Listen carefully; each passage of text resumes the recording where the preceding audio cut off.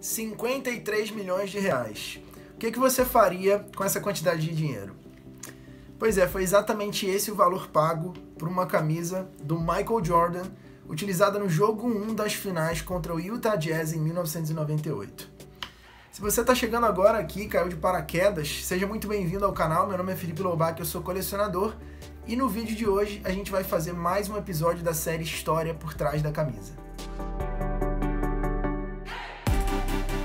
Provavelmente você já ouviu aquela frase que diz que existem coisas que o dinheiro não compra. E aí tem até um comercial de televisão que complementa dizendo que para todas as outras existe um determinado cartão de crédito. Quando a gente olha para o que há de concreto nessa informação, é claro que você não vai negar que, por exemplo, a vida não pode se comprar. Existem milionários no mundo que têm acesso ao melhor recurso de saúde privada e que não consegue reverter determinado tipo de situação ou enfermidade e vai a óbito. Então a gente percebe claramente que, apesar do dinheiro proporcionar muita qualidade de vida e minimizar em muito, os níveis de sofrimento ou dificuldade social que essa pessoa teria, ele não é capaz de resolver todos os problemas. E aí muita gente fala, será que o dinheiro compra a felicidade? Eu acredito que não, mas sem dúvida ele ajuda muito a diminuir a sua dificuldade diante do sofrimento que você está enfrentando, seja ele de qual natureza for. Então, é mais ou menos essa linha de pensamento que as pessoas tendem a projetar quando a gente fala sobre valor aquisitivo, sobre poder de compra, sobre desigualdade social e tudo que envolve essa discussão tão polêmica. Então, quando você olha para uma peça que é leiloada por 53 milhões de reais, é inevitável que você faça esse tipo de reflexão. Mas eu pergunto para você agora, se você tivesse uma peça que pertenceu à pessoa mais importante da sua vida, e aquele era o item preferido dela, será que você conseguiria vender esse item? A gente costuma dizer, como eu mencionei na frase anterior, que existem coisas que não têm preço.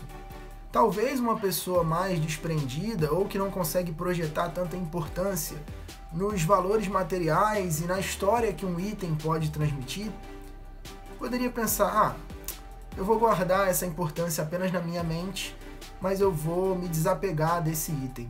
Eu, como colecionador, posso dizer que isso, para mim, definitivamente não poderia acontecer, porque eu acredito que muito mais do que um objeto, as coisas elas têm um poder de transmitir uma história e de trazer um elo, literalmente um portal de passagem para uma determinada memória, para um determinado sentimento, assim como os aromas, Existem memórias que têm cheiro, não é verdade? Então, mesmo que seja uma coisa que você não pode tocar, aquilo acaba sendo um item, uma coisa que consegue te transportar para alguma situação, para algum sentimento, para alguma lembrança.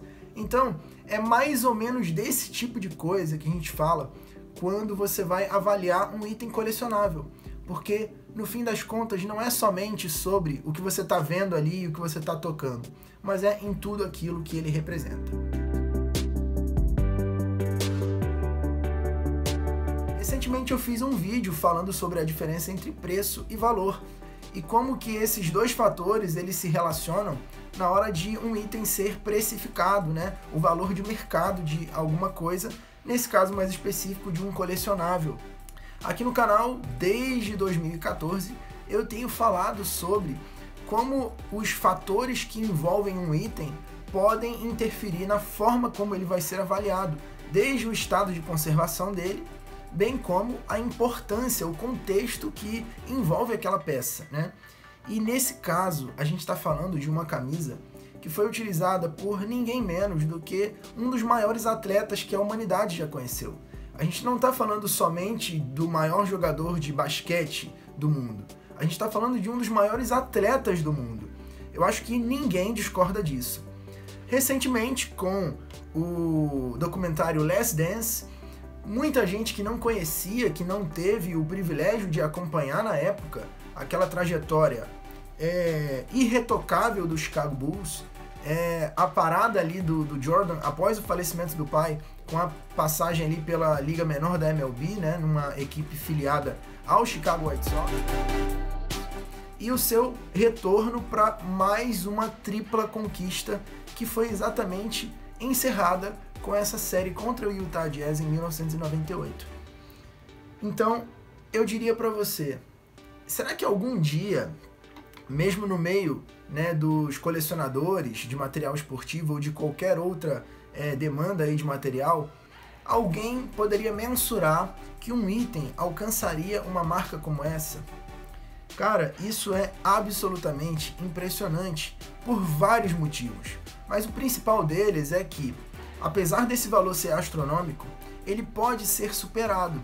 Isso acontece porque no meio do colecionismo, quando um item passa por um leilão como esse, e consequentemente isso vira uma nota pública, porque é um valor absurdo, naturalmente esse item ele vai ser ainda mais valorizado. E eu tô falando aqui não com base nesse episódio em específico, mas com aquilo que já é uma rotina no meio do colecionismo. Quando um item é arrematado dessa forma, mais do que uma aquisição, ele é um investimento. É claro que uma pessoa, né, que valoriza aquilo que tem, ela já não vai adquirir pensando em passar aquilo adiante, muito pelo contrário. Alguém que despendeu tanto dinheiro assim em um item, naturalmente sabe a importância dele e pretende guardá-lo, né, passar até como uma herança, e que herança. Mas, eventualmente, dependendo das circunstâncias da vida, essa pessoa pode encontrar a necessidade. Acho muito difícil que alguém que tenha 10 milhões de dólares para gastar vá passar por isso um dia, mas tudo é possível. Então, aquilo dali, sem dúvida, vai ser valorizado. Com o Last Dance, que a gente viu agora, essa trajetória muito bem documentada, inclusive, se você ainda não assistiu esse documentário, isso assim é uma coisa que você precisa ver. Se você é fã de basquete, se você é fã de esporte, ou mesmo se você não é, e por acaso você caiu nesse vídeo aqui, assista esse documentário, é extraordinário, sobre superação, trabalho de equipe, desafio pessoal, enfim, é incrível. Com esse documentário, valorizou-se ainda mais todos os produtos relacionados ao Chicago Bulls, ao Chicago White Sox, ao Michael Jordan. Então a gente está falando aqui de uma tendência que não está relacionada somente com a figura do Michael Jordan, mas também com esse momento que trouxe à tona aquilo que já era conhecido por muitos como uma das maiores fases de uma franquia nos esportes norte-americanos e também internacionais. Antes dessa camisa, né, do Jordan superar todas as marcas já feitas em leilão relacionadas a esse tipo de item, a gente tinha uma camisa do Maradona, de 86, da Copa do Mundo, quando aquele famoso gol de mão, né, fez com que a Argentina conseguisse se sagrar campeã. E essa camisa do Maradona, ela foi adquirida por 9,3 milhões de dólares. Isso corresponde na cotação atual a 49 milhões de reais. Então a gente também está falando de uma coisa absurdamente cara. Mas agora, com essa venda, né, que foi concluída, né, com esse leilão que foi arrematado ontem, agora a gente tem uma peça como essa aqui, é claro que não como essa, que lidera essa lista. Agora eu quero trazer uma reflexão interessante aqui. Como eu disse, eu fiz um vídeo falando sobre a diferença entre preço e valor. E eu diria para você, qual a diferença essencial entre uma camisa como essa aqui que eu estou segurando e a camisa que foi leiloada ontem? Se você for fazer uma análise em questão de tecido, né? Poxa, será que a qualidade é semelhante? Será que as propriedades ali no material envolvido, né, na produção são similares? Tem uma diferença muito grande de qualidade? Não é disso que a gente está falando, obviamente. Mas tem gente que faz esse tipo de avaliação, né? Nossa, esse cara é louco de pagar. E eu não vou discordar de quem faz esse tipo de avaliação, porque é claro que a gente está falando aqui de um aspecto social, econômico, né, que necessariamente se relaciona com todos os outros setores da vida. Mas a gente está falando aqui de valor num contexto histórico e, em alguns casos, até em um contexto emocional, o que pode trazer uma memória afetiva que é incalculável em nível financeiro, né? Dependendo da pessoa ali que vai adquirir esse item, é claro. Mas o que é interessante é você pensar que um item que foi utilizado pelo jogador agora está em posse de uma pessoa que eu procurei aqui o nome, mas é óbvio, né, que a pessoa é preservada, tem a sua identidade preservada, talvez em algum momento se pronuncie, né? mas até mesmo para que ele não seja alvo, né, de uma tentativa de roubo, alguma coisa dessa natureza. Mas eu estava fazendo aqui apenas assim, falando nesse aspecto financeiro da coisa, uma breve comparação, né, de valores comerciais que circulam em torno de coisas como essa daqui. Imagine o seguinte, aqui no Rio de Janeiro, em um lugar chamado Jardim Pernambuco, que é uma região nobre aqui do Rio de Janeiro, existe uma casa que ela está sendo vendida aí por aproximadamente 200 e alguma coisa milhões, né? E aí você imagine que eu vou chegar lá para o proprietário dessa casa e falar assim, olha meu amigo, eu estou interessado na sua casa aí, como que a gente pode acertar isso? Então, eu trouxe para você aqui 4 camisas como essa daqui e eu faço uma troca aqui na sua casa. Eu estou falando de uma mansão. Eu vou tentar colocar a imagem para vocês verem aí. Muito bem, então você imagine uma situação como essa. Quando a gente pensa dessa maneira, fica mais fácil você elucidar do que a gente está falando. Cara, isso é dinheiro demais da conta. E aí vem a reflexão, né? Quem é capaz, quem é que tem, né, essa autoridade, essa propriedade para fazer uma avaliação acertada sobre o que uma coisa pode custar ou não?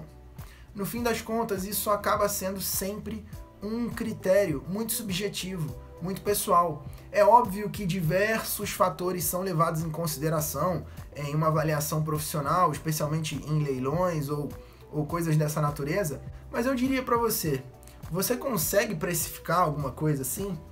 Como que você faria essa avaliação?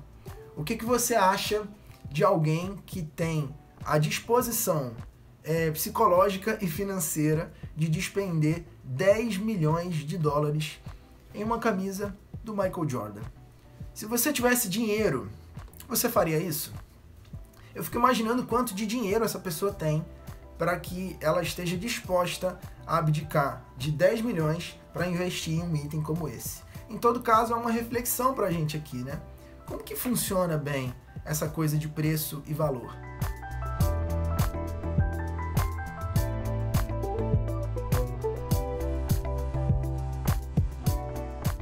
Então, deixa a sua opinião aqui embaixo, o que você achou. Se você quiser conhecer toda a minha coleção e também ver todos os episódios da série de vídeos História por Trás da Camisa, assine aqui as notificações para você receber um aviso sempre que eu colocar um vídeo novo.